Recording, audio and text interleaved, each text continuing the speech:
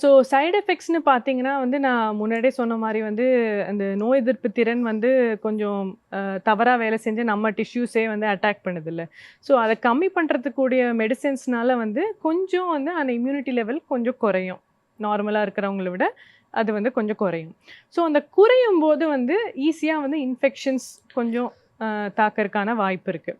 So இதை வந்து நம்ம எப்படி வந்து கம்மி பண்ணலாம் அப்படின்னா, பேசிக் ஸ்டெப்ஸ். ஃபஸ்ட்டு வந்து பர்சனல் ஹைஜீன். நம்ம சுத்தமாக இருக்கணும். ஓகே, நம்மளை சுற்றி இருக்கிற சரௌண்டிங்ஸை வந்து சுத்தமாக வச்சுக்கணும். மெயினாக வந்து ஒரு ஒரு ஹைஜீன் ப்ராப்பராக இல்லாததுனால வந்து இன்ஃபெக்ஷன்ஸ் வருது இல்லை. கரெக்டாக கை வாஷ் பண்ணணும், சாப்பிட்றதுக்கு முன்னாடி ஹேண்ட்ஸ் வாஷ் பண்ணணும், டெய்லி வந்து நம்ம குளிக்கணும். ஏன்னா வந்து கரெக்டாக குளிக்காமல் அந்த மாதிரி ஸ்வெட் ரிட்டென்ஷன் இருந்ததுன்னா ஃபங்கல் இன்ஃபெக்ஷன் அந்த மாதிரி இந்த எஸ்பெஷலி இந்த அந்த சம்மர் கிளைமேட்டில் வந்து ஃபங்கல் இன்ஃபெக்ஷன்ஸ் வர வாய்ப்பு இருக்குது. So personal hygiene is very important.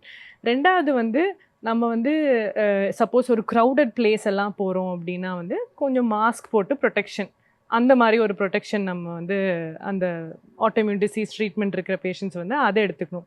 ரொம்ப கூட்டமான போகும்போது அந்த பேசிக் லெவல் ஆஃப் ப்ரொடெக்ஷன். அதுக்கப்புறம் வந்து ஃபுட்.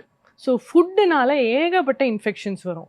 ஸோ நமக்கு சாப்பிட்ற ஃபுட் வந்து நல்லா வெல் குக்டாக இருக்கணும்.